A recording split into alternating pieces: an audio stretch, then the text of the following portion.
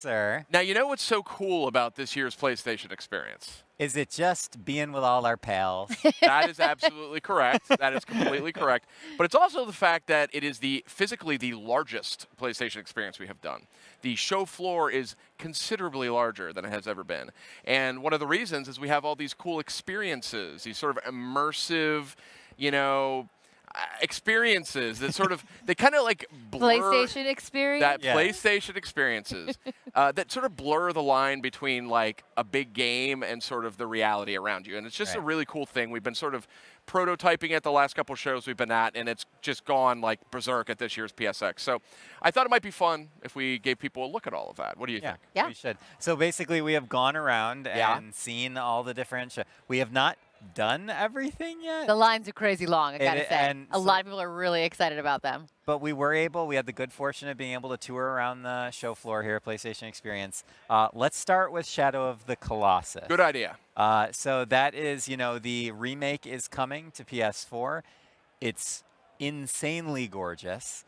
We have a PlayStation Underground episode, actually, that just aired earlier today for Shadow of the Colossus. It looks so beautiful. Yeah, it does look beautiful. But here we go. Okay, so we do have footage. Hello. Oh, hi. You can actually climb to the top of that giant colossi structure and, you know, hold the sword, and you're like, ah. You know what happens? This mist You know what out? happens? So when you hold the sword, the eyes glow and the smoke comes out. Yeah. And then Just they take like your photo. Just like in Whoa! But obviously, I mean, that's the centerpiece. Yes. You know, much like your Thanksgiving dinner, it's the centerpiece on the table. You have a beautiful backdrop. You have all the stations, which have playable code at them. But again, this is, to Sid's point, a fusion of the experience, almost like a theme park, and the gameplay. So yeah, one of my favorites for sure this year. I don't know if we've got any footage that shows somebody thrusting that mighty sword into the Colossus head, but you can do that right here at PlayStation Experience. Shadow of the Colossus. That's right. And that is a beautiful game coming out in February. Looks incredible on PS4 Pro. Ooh, so and let's now, look, continue our tour. Sid, we're flying through. This is so creepy. So yeah, the VR areas. Yes. They actually like put you in the wheelchair and they put the VR thing on you, and like you get wheeled in by the doctors to go play Inpatient, which was done by the same people as Supermassive that did Until Dawn. They did. Those guys are busy. They got the Bravo team. They got this, that, and the other going on. The far point area is ridiculous. Yeah, it's right, really guys? cool. Look at this. I love the spider. The spider alien. Oh, we're going a mile a minute, and then the Last Guardian VR demo. Look at how beautiful this setup is. I mean, it's just really gorgeous, and this was recently revealed. Here's Bravo team. Yep, and just again, like really nice fusion of both backdrop. That's another teamwork shooter. Yeah, and teamwork. It's all about teamwork. It's all about teamwork. But again, this is, you know, we hope that with just this very quick little look, it gives you insight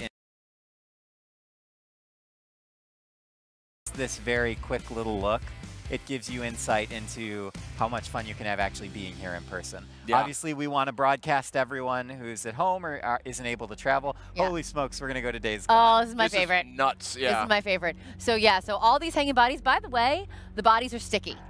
Don't touch the bodies. Don't touch them. They are covered in corn syrup and fake blood. Yeah, is one of these guys like a real person, I wonder? No, they've got the Rager Bear, and you can take your picture on the motorcycle with the Rager Bear there. That's awesome. The other thing, too, about that area is they use real dirt and real sod, so the smell that you have over there is very real. The freakers are out.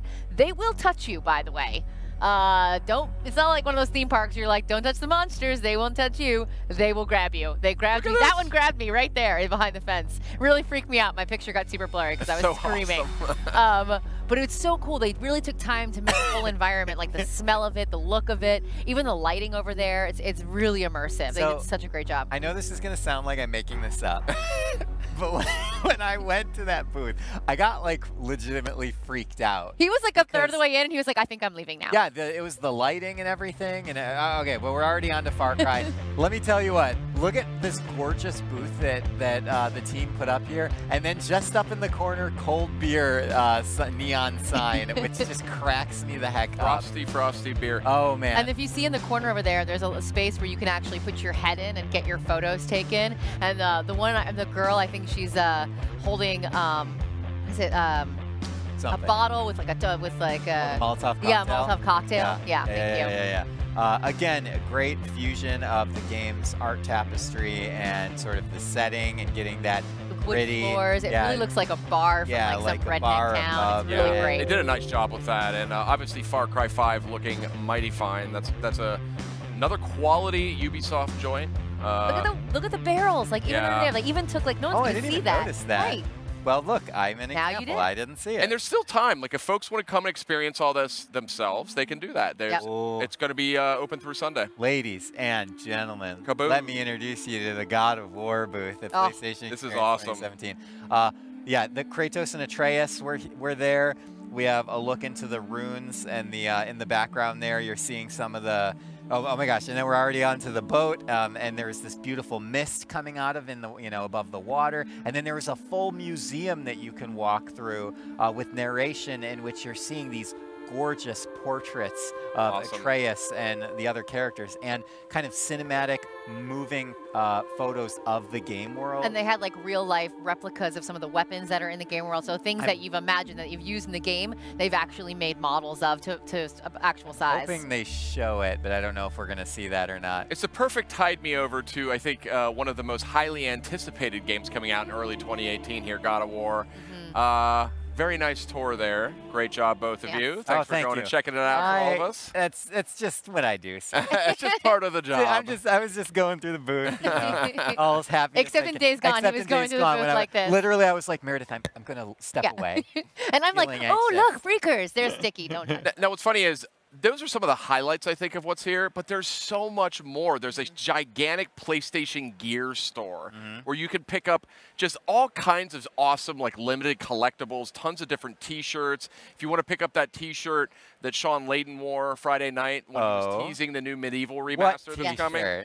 Unless it's sold out, it could be sold out, subject to change without notice. But there's just a lot of great stuff, tons of it. They've really worked on the line management this year. It's easier to get in and out. They split it in two sort of identical stores. So 2 groups can kind of go through in the amount of time it would normally take one. So I even felt like some of the indie booths had a little more space. Oh, yeah. Like walk through and be able to see all the different setups that they had there. And the Dreams, they have this beautiful area where you can just kind of, they have all these like gorgeous little blue bean bags. Everybody loves the bean bags. Gotta have it. And they're just going to like lounge in there. And it kind of just adds the atmosphere. And they were having people do demos all day long and having people come up and try it. So it was really cool to watch. This is all the stuff we didn't show in the video. I mean, the Monster Hunter World booth looks insane. That giant dragon. Yeah. I mean, and there's a ton of other stuff too. So it was a wyvern. I don't know. Oh, is that? I know. A big scaly beast.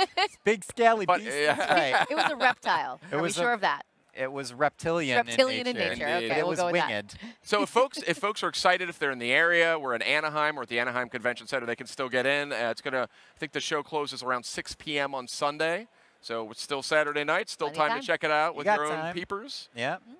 But that was fun. That was fun. I'm glad we could show everybody that. And we have more coming up, Sid. We do, and we're going to kick it off with an interview that Meredith actually conducted. Yeah, Tell us about it. Yeah, I had the absolute pleasure of sitting down with Mark Barley, who actually joined us last year at PSX, to talk about the Ablegamers charity and everything they're doing to make gaming accessible for everybody everywhere. Because that's what we're all about here is we all love games, and we want everybody to love them and be able to play them just like we can.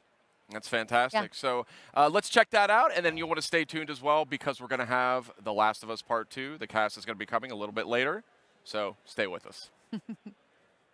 Hey everybody, I'm Meredith Molinari. I'm here with Mark Barley and Steve Spawn, and we're here to talk to you about Ablegamers. So for those of us out here that maybe missed the panel last year at PSX or aren't familiar with your charity, tell us a little bit about Ablegamers. So Ablegamers is a charity that really works to help people with disabilities with social isolation using video games. So, video games allow people to just be anywhere and do anything. And for a lot of people with disabilities, like making friends and going out and doing things is kind of a little bit more difficult.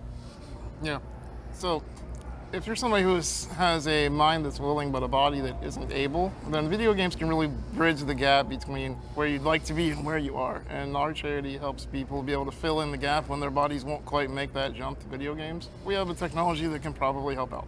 Now, what are some of the different types of game accessibility? Because I know it's a really wide-ranging topic.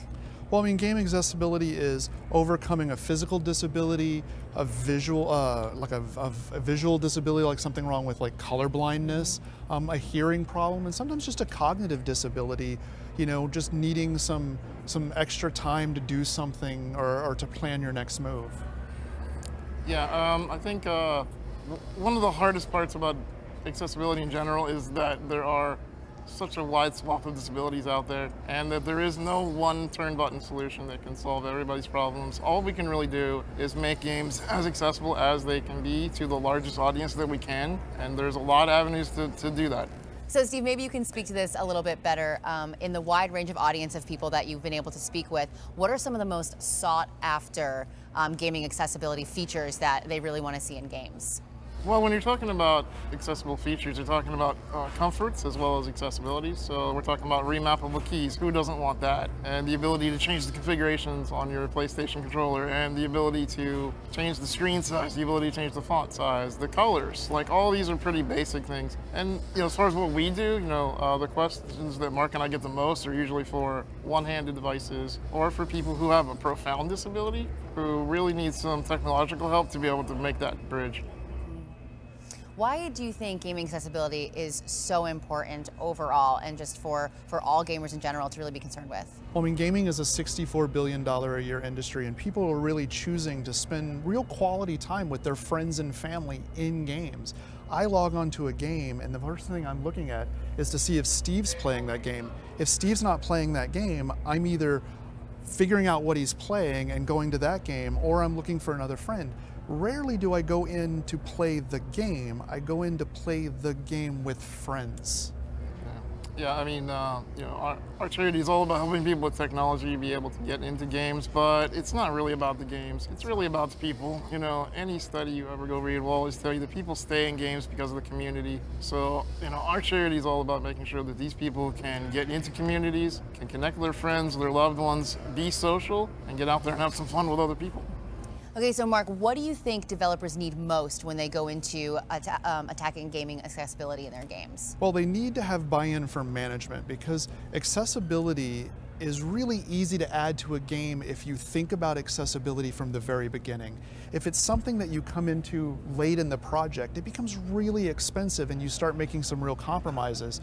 So, if management and your creative directors and all of the people that are really kind of pushing gaming forward say accessibility is important to us, then you're going to make accessible games. If it's something like 2 weeks before release, you're going to have a lot of problems. Now, I know you guys have had a chance to collaborate with some developers over time. If you could collaborate with any developer or on any game, what would you choose? So I would really like to collaborate with Ubisoft on Assassin's Creed. I know so many gamers with disabilities who love that whole world that they create, but have a really hard time sometimes enjoying the content. All right, what about you, Steve? Any gamer, any developer, which one would you choose? Yeah, I've always been a big fan of Deep Silver. I think that the games they make are pretty amazing, and we have a lot of requests for those kind of style of games to play, and I think there's a couple of things that we could do to help them be a little bit more accessible, and I hope someday that they'll work with us on that. Great. All right, well, for all the gamers out there that want to get involved with your charity, where can they go to find out more information? So you can hit us up on our website, which is ablegamers.org. You can find us on Twitter at ablegamers. Yep, we're going to go to charity.pizza. That's actually charity.pizza. Yeah, charity.pizza, yes. Is a website. That is a brilliant name. Yes. We have good marketers.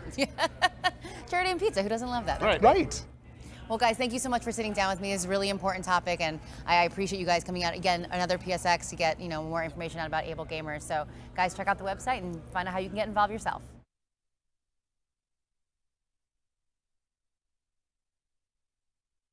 PlayStation